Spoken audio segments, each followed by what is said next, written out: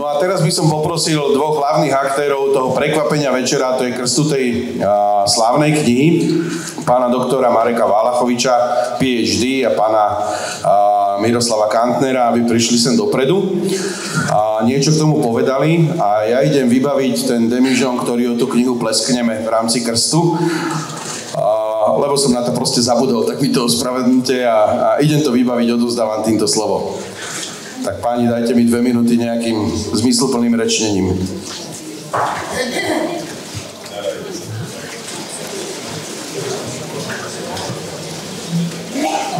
Bol som Marekom oslovený ako potenciálny krstný otec tejto unikátnej knihy a priznám za mimoriadne dlhé posledné obdobie veľmi ťažko by som našiel niečo, čo by som označil ešte ako väčšiu česť pre mňa samého. Čiže pre mňa je to skutočne mimoriadna udalosť. Napriek tomu, že ma všetci poznáte, alebo teda väčšina z vás, že nemám problém s vyjadrovaním, tak teraz sa skutočne priznám, že takto s tým problém mám. A na chvíľku vás zavediem do môjho detstva v tom smere, že mi bolo celé detstvo hovorené, že do knihy sa nečarbe. To ste sa všetci, možno, že aj všetci, alebo väčšina z vás tým. No a ako som dospieval, tak som pochopil, že sú na svete aj knihy, kde sa oplatí sem tam niečo si pripísať ako vlastnú poznámku, sem tam si niečo počiarknúť, sem tam niečo dôležité, aby sa k tomu človek vedel vrátiť, pretože to už sa nebavíme o bežnej beletrii, bavíme sa o knihách, ktoré majú odborný charakter a mne sa to, a určite aj mnohí z vás, veľmi mnohonásobne už vrátilo, keď sa k tej istej knihe, ako v odbornej, x-krát vrátite a presne viete, kde to nájdete, čo potrebujete hľadať. Takže bez nejakých dlhých rečí si dovolím ako krstný otec tejto mimoriadne unikátnej publikácie a veľmi dôležitej a trúfam si povedať, že dlho očakávanej nielen na slovenskom knižnom trhu, ale myslím si, že aj že má svoje veľmi vážne zastúpenie medzi akoukoľvek odbornou literatúrou a medzi tou právnickou alebo správcovskou určite patrí na popredné priečky. Takže jej prajem veľmi dobrú čítanosť, veľmi veľké množstvo vašich poznámok v tejto knihe, aby ste nikdy nezabudli, kde ste ju dali, pretože keď niečo používate denne, tak to obvykle nezabudnete, kde ste to nechali.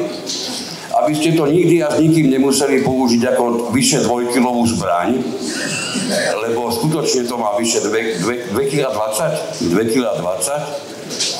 No a autorovi prajem pochopiteľne, aby sa mu z tých myšlienok, ktoré sú samozrejme adresované všetkým čitateľom, aby sa mu z nich mnoho a mnoho vrátilo vo forme štandardných chválospevov, vysokej predajnosti, lebo aj tá je dôležitá. Žijeme v dobu, ktorej aj predajnosť má svoje opodstatnenie.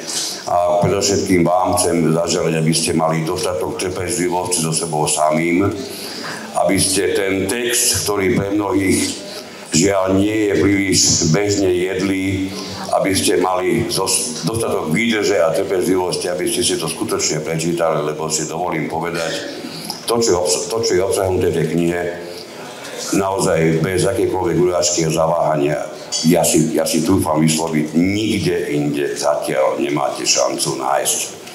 Takže veľmi veľa poznámok, veľmi veľa trpezlivosti vám ako čitateľom a veľmi veľa chválospevov autorovi. A poprosím, máme niečo, či by sme to obliali? Máme. Nech sa ti páči, samozrejme. Myslím, že sa nedostane k slovu vôbec.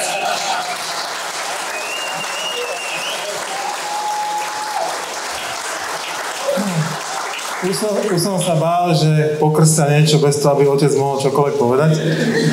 Ale pri Mirovi som si zvykol, že pri ňom sa ťažko dostať k slovu, musíte ho niekedy prekričať alebo mu skočiť do reči, čo nerad robím, ale proste je výborný rečník.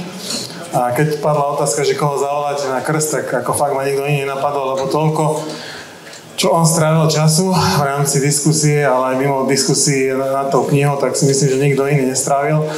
A preto vlastne tá voľba bola úplne jednoznačná, takže mu ďakujem ešte raz, že si našiel jednak čas prísť a pokrstiť a byť v tejto funkcii, ak tak môžem nazvať, a samozrejme aj za ten čas, čo na tým strávil za tých posledných 5 rokov. No, bol som pri krste mojich 2 živých, reálnych detí. Toto je 4. knižné, ak to dobre počítam. Aj keď nie všetky boli pokrstené, tak dúfam, že sa z nich nestanú pohania. Ale tento myslím si, že si zaslúži aj takúto udalosť, lebo naozaj sa tie deti nerodia každý deň, ani každý rok, ani tie skutočne, ani tie knižné, takže ja môžem len asi zaželať všetkým ostatným, že aby ste tam našli to, čo potrebujete, aj keď nemožno vždycky uspokojivú pre váš bytový dom, ale uspokojivú pre vás podľa toho, na ktorej strane budete, samozrejme. A potom samozrejme aj to, čo povedala Miro, že čítajte prosím vás tú knihu s porozumením a keď natrafíte náhodou na nejaký názor, ktorý vám nevyhovuje alebo je proti vášmu nejakému presvedčeniu, tak za to nepranierujte mňa, lebo ja všade hovorím, moje názory nie sú záväzné. Čiže každý si ich môže aj nemusí osvojiť.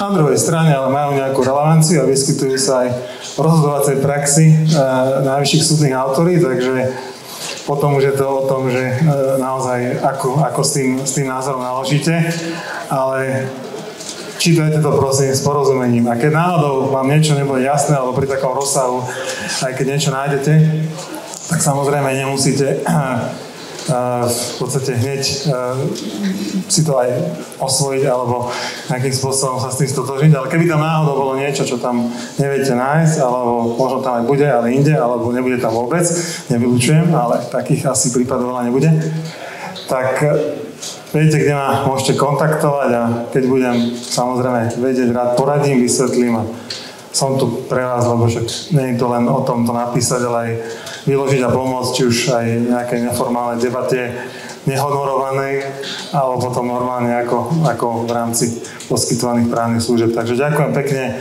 aj za to, že to akorát práve dnes vyšlo, že tu môžem byť a poprosím aj pána doktora Štoru, aj krstného otca.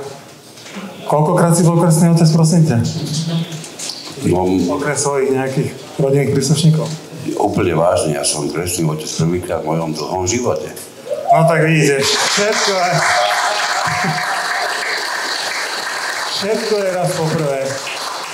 Takže dneska tu je priemer viac. Tak, poďme na to a ďakujem pekne ešte raz.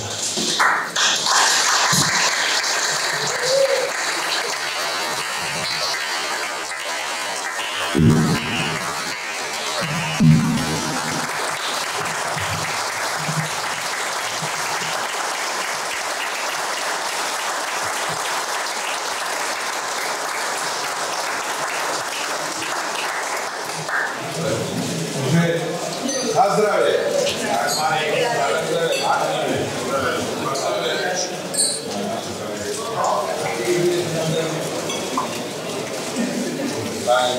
Ďakujem pekne. Tešíme sa. S občianskym združením Podpora správy zvládnete všetko.